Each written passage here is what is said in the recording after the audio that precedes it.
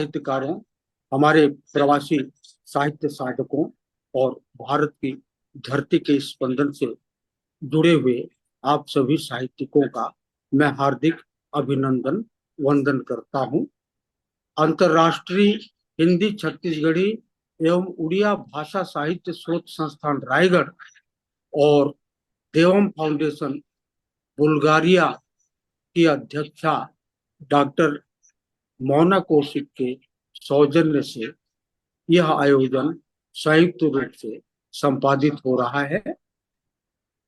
आज के युग और समय में जहां एक और मानवीय संवेदना, वेदना और करुणा को साहित्य के अंतरतम में देखे जाने की जरूरत है, वहीं वैश्वीकरण की चपेट में आकर यह पूरा का पूरा संसार एक तरह से संवेदनहीनता, उपभोक्तावादी संस्कृति और जीवन मूल्यों के क्षरण को अपने सामने हम देख रहे हैं।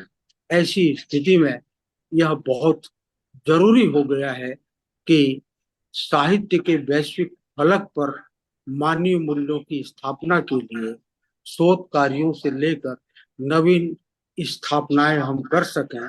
इसी महत उद्देश्य से पंडित मुकुटधर पांडे की जयंती के अवसर पर उन्हें श्रद्धा सुमन अर्पित करते हुए आज के आयोजन को हमने 3 खंडों में विभाजित किया है।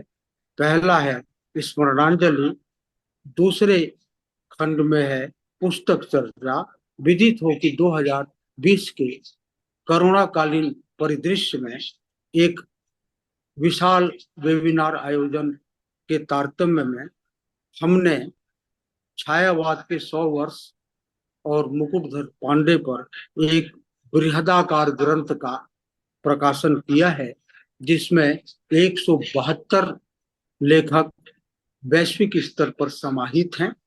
इस ग्रंथ पर चर्चा इसलिए अभीष्ट है कि इसके माध्यम से तदयुगीन छायावाद के प्रवर्तक के रूप में स्थापित पंडित मुकुटधर पांडे ने जिस वैश्विक परिदृश्य को, प्रथम विश्व युद्ध के तांडव को और ब्रिटिश हुकूमत की प्रताड़ना के बीच जिस नए युग के अभ्युदय का प्रारंभ किया था और हिंदी छायावाद के प्रणेता के रूप में आज सर्व स्वीकृत हैं, 2020 में 100 वर्ष पूर्ण होने पर हमने इस ग्रंथ का प्रकाशन किया।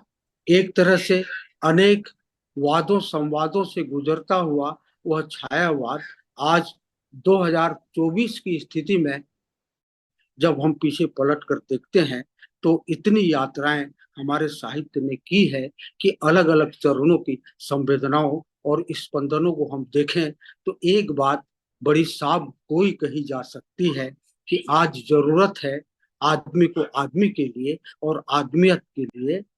मैं इसी स्थापना का शंखनाद करते हुए विश्व स्तर पर आयोजित इस आयोजन में हमारे सभी प्रतिभागियों, श्रोताओं और साहित्य के साधकों का हार्दिक अभिनंदन वंदन करता हूं। बहुत बहुत धन्यवाद। और आज का यह आयोजन आगे गतिशील होते हुए आप 4-5 घंटों तक बृहदाकार रूप में सुन सकेंगे, देख सकेंगे। पुनः आपका अभिनंदन। करुणा पांडे मैडम इसकी अध्यक्षता करेंगी और इस आयोजन के मुख्य अभ्यागत होंगे डॉक्टर विनय कुमार पाठक जी। और इस संयुक्त रूप से हमको जिन्होंने प्रेरित किया, संबल दिया, डॉक्टर मोना कौशिक बुल्गारिया का मैं फिर से अभिनंदन करता हूं। इसके साथ ही आमंत्रित कवि के रूप में Arun Kamal, Leeladhar Mandloi, doctor Mona Kaushik, doctor Sneh Thakur, doctor Anita Kapoor, doctor Suresh Chandra Shukla, Shrimati Jay Verma, doctor Ritu Sharma, Shrimati Pratima Singh, Dharmpal Mahendra, doctor Rishikesh Mishra, Sushri Aradhana Jha, doctor Ved Prakash Singh. आप सभी लोग प्रवासी साहित्यकार हैं। Bulgaria, Canada, America, Norway, Britain Netherlands, Singapore, Canada, Japan से जुड़े हुए सभी साहित्य साधकों का हम अभिनंदन करते हैं और भारतीय साहित्य के धरातल पर निश्चित रूप से योगीन संवेदनाओं को आत्मसात करते हुए एक नए युग के आरंभ की आहट हम देख पा रहे हैं। यह आवश्यक है कि इन सभी महत्व उद्देश्यों की पूर्ति के लिए हमने जो शोध संस्थान स्थापित किया, रायगढ़ विश्वविद्यालय में मुकुटधर पांडे जयंती के अवसर पर मुकुटधर पांडे शोध पीठ की भी हमारी आकांक्षा है। इस दिशा में हम आगे अग्रसर होंगे। बहुत बहुत